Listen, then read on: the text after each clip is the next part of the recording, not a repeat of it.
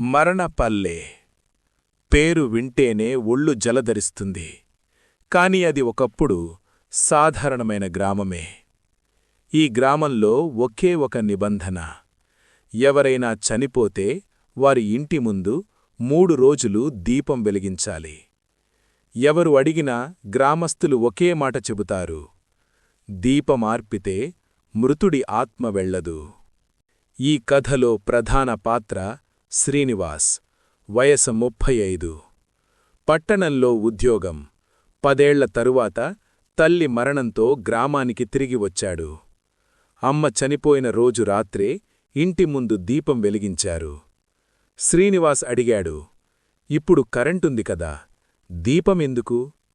అమ్మమ్మ నెమ్మదిగా చెప్పింది: కరెంటు బ్రతికిన వాళ్లకోసం, దీపం చనిపోయిన వాళ్లకోసం. రెండో రోజు రాత్రి శ్రీనివాస్ నిద్రపోలేక హాల్లో కూర్చున్నాడు. అప్పుడే ఇంటి బయటనుంచి చిన్న శబ్దం. దీపం మంట ఒక్కసారిగా ఊగింది. అతను గమనించలేదు. కాని అమ్మమ్మ మాత్రం చూసింది. ఆమె పెదవులు కంపించాయి. వచ్చాడు అని అతి మెల్లగా చెప్పింది. మూడో రోజు అసలు రాత్రి. గ్రామంలో ఒక అప్రకటిత భయం. ఎవరూ పెద్దగా మాట్లాడరు. తలుపులు తొందరగా మూసుకుంటారు. రాత్రి 11:30. దీపం ఇంకా వెలుగుతూనే ఉంది. శ్రీనివాస్ తట్టుకోలేక అడిగాడు: ఇది మూఢనమ్మకం కాదా? అమ్మమ్మ ఒక్క మాట చెప్పింది: ఈ గ్రామంలో మూఢనమ్మకాలు లేవు, అనుభవాలే ఉన్నాయి. దీపం ఆరిపోయింది. రాత్రి 12కి వాతావరణం ఒక్కసారిగా మారింది. గాలి ఆగిపోయింది. పిల్లులు, కుక్కలు, శబ్దం లేదు. అమ్మమ్మ నిద్రలోకి జారిపోయింది. శ్రీనివాస్ ఒంటరిగా కూర్చొని ఉన్నాడు. అప్పుడే దీపం మంట మెల్లగా తగ్గింది. ఎవరూ ఆర్పలేదు. కాని ఆర్పబడింది. తలుపు వెనక శబ్దం. ఇంటి వెనకవైపు తలుపు దగ్గర 3 సార్లు తట్టారు.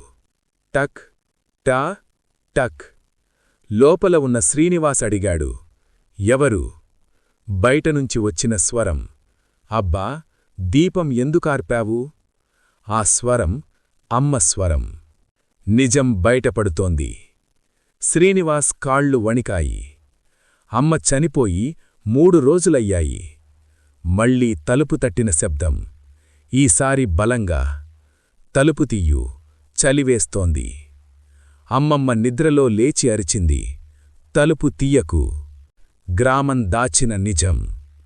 అమ్మమ్మ చెప్పింది: ఎప్పుడో ఈ గ్రామంలో ఒక సామూహిక మరణం జరిగింది. అప్పటినుంచి చనిపోయినవాళ్లు 3వ రాత్రి ఇంటికి తిరిగి వస్తారు.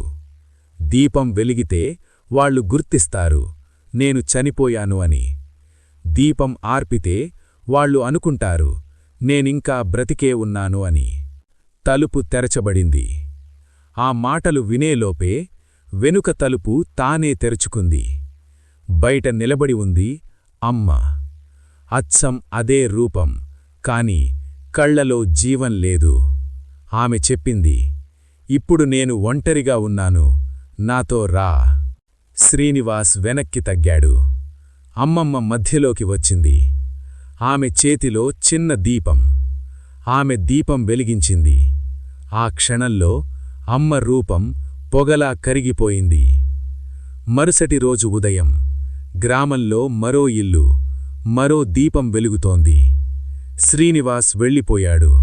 కాని వెళ్లే ముందు ఒక్క మాట విన్నాడు: దీపం వెలిగిస్తే వాళ్లు వెళ్ళిపోతారు, ఆర్పితే వాళ్లు ఎదురుచూస్తారు.